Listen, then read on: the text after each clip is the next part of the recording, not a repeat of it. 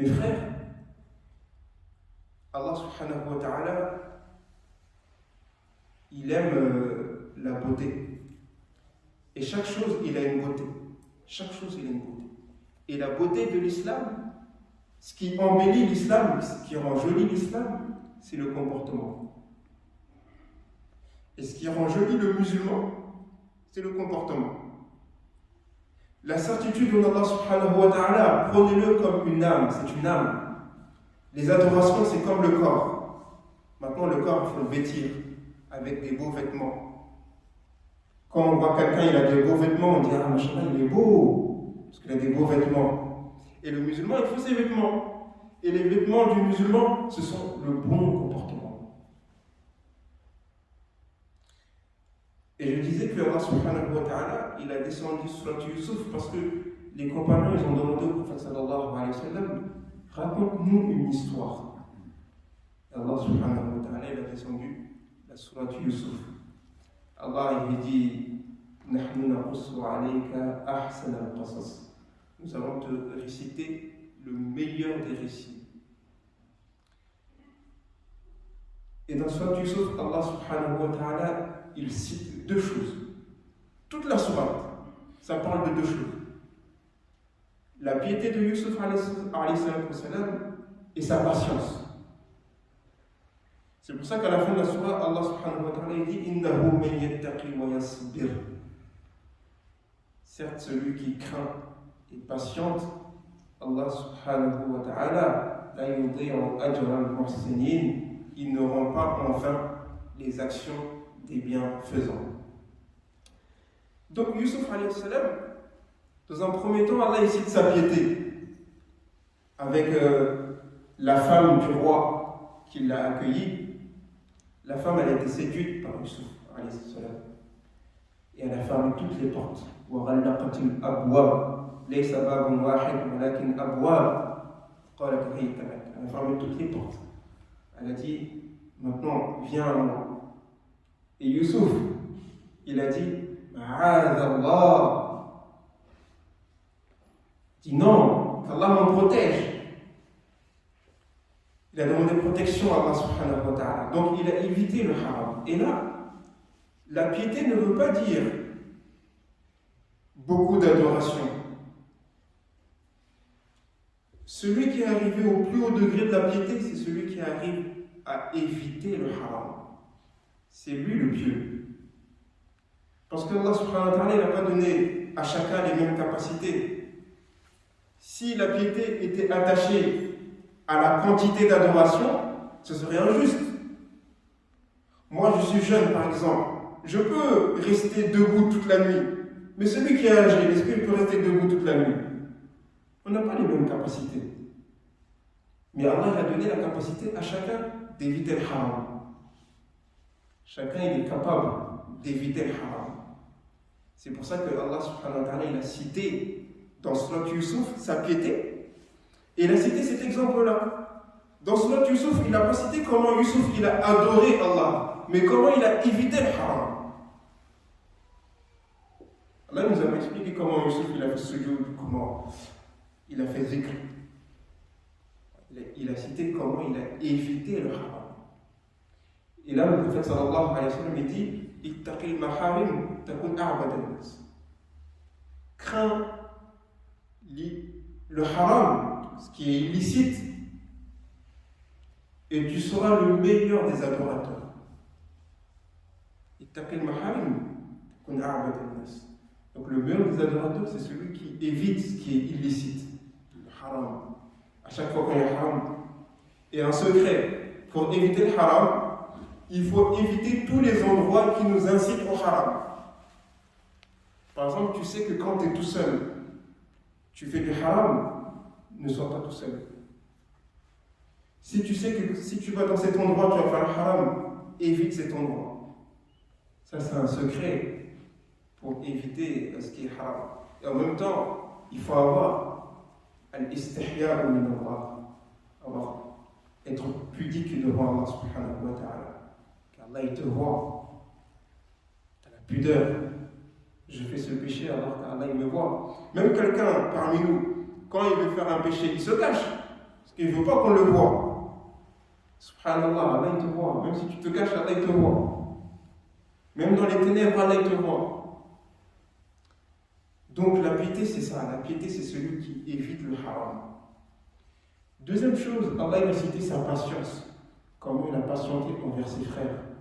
Ils l'ont fait beaucoup de mal. Ils l'ont jeté dans le puits. Il était jeune. Il était jeune, Youssouf, quand ils l'ont jeté dans le puits. Ensuite, il a été vendu. Ensuite, il est parti en prison. Pourquoi? Parce que, encore une fois, je reviens à l'endroit où il faut éviter le haram. Youssouf, il a demandé à Allah, je veux aller en prison, c'est préférable pour moi que de faire le haram. Il est arrivé à ce niveau-là, de dire à Allah, je préfère aller en prison que de céder au haram. Vous voyez à quel point il est arrivé à éviter le haram, à quel point il a peur du haram. Il a peur. Il a dit non, Allah, je ne veux pas. Je veux même aller en prison. C'est préférable pour moi. Donc il a été en prison. Ensuite, il est ressorti. Il est devenu Aziz. Donc en Égypte, quand quelqu'un est haut fonctionnaire ou il a une autre place, on l'appelle Aziz. Donc ses frères, ils sont venus pour récupérer quelques marchandises. Et Youssouf, il les a reconnus, ses frères. Eux, ils ne l'ont pas reconnu. Parce qu'il faut savoir qu'il s'est passé 40 ans entre le moment où ils l'ont jeté dans la pluie, le moment où il a retrouvé son père, il s'est passé 40 ans. Donc ses frères sont venus la première fois pour récupérer de la marchandise. Il les a reconnus, il a dit la prochaine fois quand vous venez, venez avec Benyamin, le petit frère de Youssouf. Ils ont le même père et la même mère. Donc la deuxième fois, ils sont venus avec Benyamin. Youssouf, il a fait son plan pour récupérer Benyamin, il a récupéré Benyamin. Ensuite, ils étaient très tristes, les frères. Le père était triste. Yacoub, jusqu'à qu'il a perdu la vue, il avait mal au dos. Et entre parenthèses, le chagrin, la tristesse, ça crée beaucoup de maladies. Il y a beaucoup de personnes qui sont malades parce qu'ils sont trop stressés. Ils ont trop de chagrin. Ils ont des maladies du cœur, de l'estomac. Donc, Yacoub dit à ses enfants, idhabu fatahassasu min Yusuf wa akhi. At-tahassus halal. At-tajassus haram. Tahassus. Il a dit fatahassasu. Allez à la recherche de Youssouf et son frère. Et ils sont partis voir Youssouf la troisième fois. Et là, la troisième fois, quand ils sont partis voir Youssouf, toujours, eux, ils ne savent pas que c'est Youssouf. Mais Youssouf, ils savent, il sait que c'est eux. Donc, ils ont dit à Youssouf, là, on est en moment de crise, ça ne va pas. Dans le sens du verset. Notre père, il est malade, nous, on n'a pas trop de marchandises, de quoi manger. Là, Youssouf, il a vu qu'ils étaient en moment de faiblesse. Youssouf, il s'est maintenant divulgué à eux. Mais avant de se divulguer à eux, pourquoi Youssouf ne s'est pas montré la première fois et la deuxième fois? Là, il y a une sagesse. Des fois, nous, on veut imposer des choses, alors que la personne en face n'est pas prête à entendre. Les frères, ils n'étaient pas prêts à entendre que Youssouf il est devenu Aziz la première fois et la deuxième fois. Parce que si Youssouf il aurait dit la première fois, c'est moi, Youssouf, leur jalousie, elle aurait augmenté encore plus. C'est pour ça qu'il n'a rien dit. La deuxième fois, il n'a rien dit. Et la troisième fois, il s'est divulgué. Des fois, nous, on impose des choses à nos femmes, à nos enfants, alors qu'ils ne sont pas prêts. Ils ne sont pas prêts. Tu veux les imposer. Ça fait des dégâts après. Non. Cherche à attirer l'attention. Travaille pour qu'eux-mêmes, ils te demandent. Papa, pourquoi il faut faire la prière? Pourquoi il faut lire le Coran? Là, tu gagnes des points. Là, tu attaques. Mais avant d'attaquer, toi, tu fais. T'attends. Quand on te demande, tu lances. Youssouf, il n'a rien dit. Et là, il a vu l'occasion, il est parti. Il a dit, est-ce que vous savez ce que vous avez fait à Youssouf et à son frère lorsque vous étiez ignorants? Vous voyez, il n'a pas dit, ah, maintenant vous voyez ce que vous m'avez fait avant. Ah, maintenant, vous avez vu, hein? Il n'a pas parlé comme ça, il a utilisé des mots doux avec ses frères. Il a dit, est-ce que vous savez ce que vous avez fait lorsque vous étiez ignorant? Et là, ils ont dit, ah, certes, c'est toi, Youssouf. Il a dit, oui, c'est moi, Youssouf. Et lui, c'est mon frère. Allah nous a fait grâce. Et là, le résultat, c'est Innahu man yattaqi wa yasbir. Fa inna Allah la yudhi'u ajra al-muhsinin. Et c'est pas tout. Youssouf, il leur dit La tathriba alaykum al-yawm. Aujourd'hui, c'est fini. Pas de reproche aujourd'hui. Plus jamais je vais vous reprocher. Des fois, il se passe des choses dans nos familles. Pendant 40 ans, on parle encore de ça. Parce que le papa, il a fait ça, ou le frère, l'aîné, il a fait quelque chose. On dit oui, il a fait ça, on n'oublie pas. Et Youssouf, il a oublié. أحب إنسان في قلب يوسف أبوه يعقوب وفرقه بينه وبين أبيه 40 سنة وقال لهم لا تثريب عليكم اليوم يغفر الله لكم في الآية يستركم ربكم. Ils l'ont séparé de son père pendant 40 ans. La meilleure personne qu'il aimait au monde, c'était son père. Ils l'ont jeté dans le puits, ils l'ont vendu, il a souffert.